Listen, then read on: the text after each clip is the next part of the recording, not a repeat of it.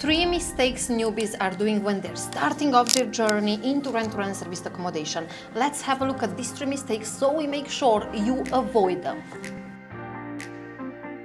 Before I get into that, please make sure you click the like button, you subscribe and comment and let me know if this was helpful. Number 1 mistake newbies are doing when they're starting their journey into rent-to-rent serviced accommodation business is not getting set up correctly, which means they don't set up the company, they don't get insurance, they don't create their website, their business cards, which naturally holds them back. Because if you're on the beginning of your journey and you have no experience in property, you have no experience in business, you have nothing to show for yourself, it's very, very important that the setup, the foundations of the business are being put in place as you get started. There's nothing more important in your journey when you're starting this business than actually making sure that those things are in place correctly. Those are gonna save you time, are gonna save you objections, are gonna save you so much hassle that you would have to go through if otherwise you wouldn't have those in place. So make sure when you're starting off, the first things that you're focusing on is actually getting the fundamentals of the business in place. You set up your company, you open your business bank account, you get insurance on that business, you create all your marketing materials for that business.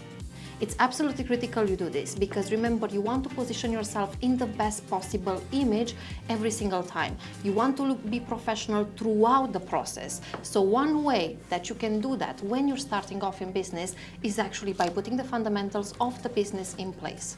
Number 2 mistake the newbies are doing is jumping the gun. What do I mean by this?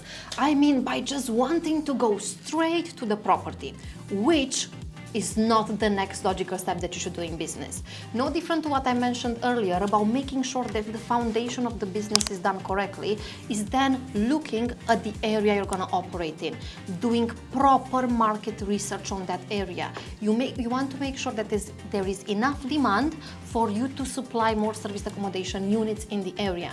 So make sure you don't skip this step because it's absolutely critical that you choose the right location for you. And as a big tip when you do that is make sure logistics are in place. So that means make sure that the area you're choosing is a close by location to you and it's not going to take you hours and hours to travel to that location, to carry out viewings, to meet agents, to meet investors, to meet landlords, to get furniture in, to set up the property. So make sure logistics are in place as you start off. Also, jumping the gun on going straight to the property and not checking the property with the location of the property, if the figures stack up, if the pictures are okay, if the property is actually good for you to use it as a serviced accommodation unit. So make sure you do not jump the gun and you go through these steps before you actually approach people with the properties, because you need to make sure that the area you're operating in, the numbers on each property and the size, standard and location of the property is right for you to get started. Number 3 mistake that newbies are doing when they're starting off their property journey in rent-to-rent serviced accommodation is doing everything themselves. That means you do your own advertisement, that means you do your own cleaning, you do your own linen, you do everything yourself. Remember, you are a business owner. You need to operate as a business owner. You're not a cleaner, you're not a linen provider, so make sure you don't do those jobs because they are not necessary for you to have success in the business. There are so many professional people out there, professional companies that can do this on your behalf. You pay them their rate, you pay them their fee, you pay them for a very well done service and standard, but you don't do it yourselves. Your time now as a business owner is way more valuable than you doing those jobs.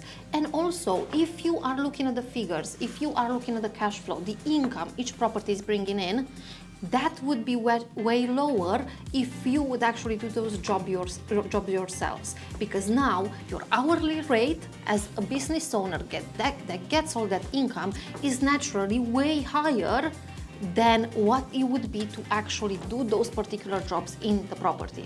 So make sure when you're starting off in the business, when you are getting these things in place, you don't do these jobs yourselves because you do not have to. and that's not your specialty, I assume. So make sure that you hire the right people to do those things for you, and you focus on the business growth. You focus on getting more units. You're focusing on the corporate market to accommodate in those units. Now, what we do in Assets for Life when it comes to rent-to-rent serviced accommodation, part of our serviced accommodation bootcamp is actually going through a 7-step bulletproof system that allows you to tick every single box and make no mistakes in the business as you're starting out. So make sure the fundamentals of the business are in place, making sure that the area you're choosing is the right hotspot for you, making sure you know how to analyze deals and how to run those numbers and checking that those numbers are stacking up, making sure that you know how to pitch every single person you're dealing with to get those deals from them, making sure that you also have the right contract framework in place, which is an absolute necessity, legally speaking, in the business, to make sure that those things are right in place, making sure also that you have the right systems in place, the full automation of the business, so you don't create for yourselves a second job, and also taking this system and rinse and repeat the full process, taking more deals in the area, scaling the business in other locations, because that's the beauty of it all. The system doesn't work just for one particular person with one particular skill set, with certain situations, scenarios, circumstances in their lives in that particular area. It works for anyone that takes the system, no different to the hundreds of people we've been trained so far. They got results, got out of their jobs, created more cash flow and income for themselves. You can do the same, but you need to make sure you follow the same blueprint, you follow the same system, and you don't make any of these mistakes that I mentioned earlier, because they're gonna cost you money. Mistakes in business cost money, and you need to take the business seriously. It's not a side hustle, it's not a hobby. You need to take it seriously. You need to make sure that everything is done correctly, legally speaking.